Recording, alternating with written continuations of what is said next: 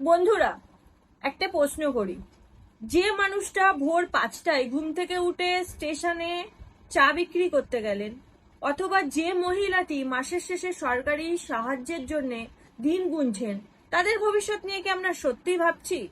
আজকের ভিডিও কোনো রাজনৈতিক দলের পক্ষেও নয়, আবার কোনো রাজনৈতিক দলের বিপক্ষেও নয়। আজকের ভিডিও সেই সব সাধারণ মানুষের জন্য যে দুটি বিষয় হাজার হাজার মানুষের চোখের ঘুম কেড়ে নিয়েছে। সেটি হলো হকার উচ্ছেদ ও অন্নপূর্ণা ভান্ডার। আর এই দুটি বিষয়ের একটি মিল, সেটি হলো সাধারণ মানুষ, গরিব ও মধ্যবিত্ত সাধারণ মানুষ। তাহলে চলুন তথ্য, বাস্তবতা আর মানুষের কষ্ট এইসব বিষয়ে আজ কথা বলা যাক। তো প্রথম আসি হকার উচ্ছেদ নিয়ে।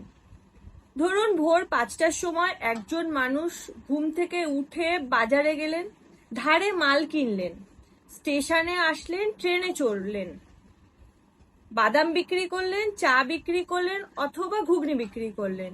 হাড় ভাঙা কঠোর পরিশ্রম করে তার ইনকাম হলো মাত্র 400 বা 500 টাকা। সেই টাকা নিয়ে তিনি বাড়ি ফিরলেন, কারণ সেই টাকাতে তার পরিবার চলবে, তার স্কুলের ছেলের ফিস দিতে হবে, মায়ের ওষুধ কিনতে হবে। কিন্তু এখন হকার উচ্ছেদ চলছে বিভিন্ন জায়গায়, স্টেশন, ফুটপাত, সব জায়গা থেকে হকারদেরকে সরিয়ে দেওয়া হচ্ছে। নিরাপত্তা নিশ্চিত করতে হবে, অবৈধ দখলদারি বন্ধ করতে হবে। এগুলো অস্বীকার করা যায়, কারণ সাধারণ মানুষও চায় রাস্তাঘাটে যানজট কমুক, দুর্ঘটনা কমুক। কিন্তু এখন প্রশ্ন হচ্ছে, হকারদেরকে সরিয়ে দেওয়ার জন্য তার বিকল্প ব্যবস্থাটা কোথায়? প্রশাসনের যুক্তি হচ্ছে রাস্তাঘাট মানুষের চলাচলের জন্য, স্টেশন যাত্রীদের জন্য। নিরাপত্তা নিশ্চিত করতে হবে, অবৈধ দখল মুক্ত রাখতে হবে।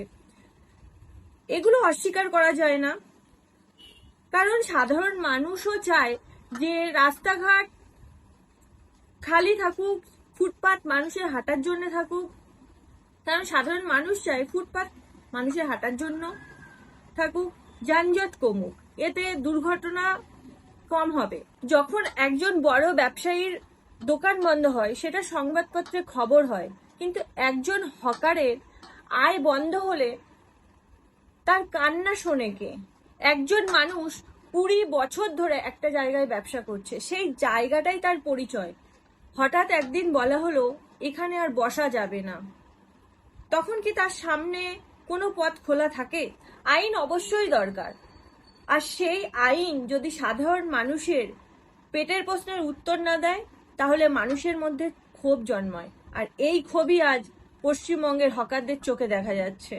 এবার আসি আর একটি বিষয়, যেখানে বাংলার লাখ লাখ মহিলার জীবন জড়িয়ে, সেটি অন্নপূর্ণা ভান্ডার।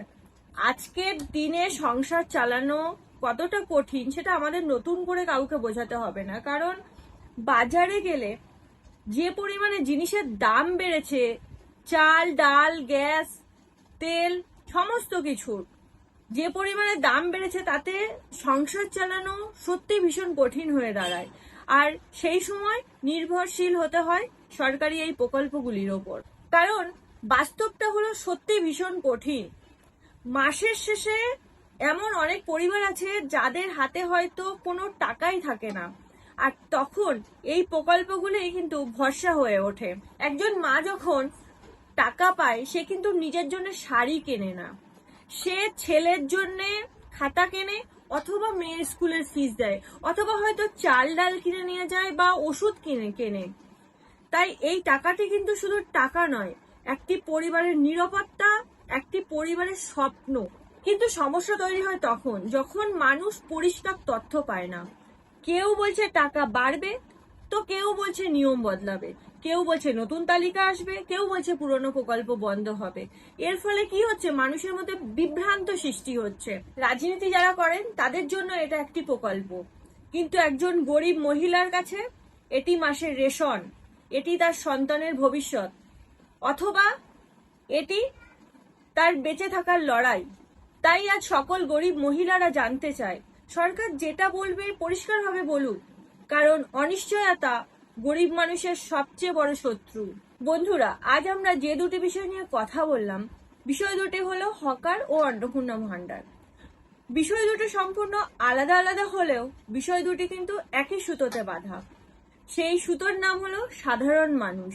কারণ একজন হকার যখন দোকান হারায় কষ্ট পায় কিন্তু তার পরিবার, অথবা একজন মা যখন সরকারি টাকার অপেক্ষায় দিন গড়ে তখনও কিন্তু কষ্ট পায় তার পরিবার। তাই বাংলার ভবিষ্যৎ শুধুমাত্র বড় বড় প্রকল্পেই নয়, বাংলার ভবিষ্যৎ লুকিয়ে আছে একজন চা বিক্রি করা হকারের হাসিতে, অথবা মাসের শেষে টাকা পাওয়া সেই মায়ের স্বস্তিতে। তাই উন্নয়ন হোক, আইন হোক, প্রযুক্তি হোক, সবকিছুর কেন্দ্র হোক মানুষ। কারণ রাষ্ট্র বড় হতে পারে, প্রকল্প বড় হতে পারে, মানুষের থেকে বড় কেউ হতে পারে না। আজকের আমার এই ভিডিওটি যদি আপনাদের ভালো লাগে তাহলে লাইক করবেন আর কমেন্ট করে আপনাদের মতামতটি জানাবেন। দেখা হচ্ছে আরো একটি নতুন ভিডিওতে। ততক্ষণে সকলে ভালো থাকবেন।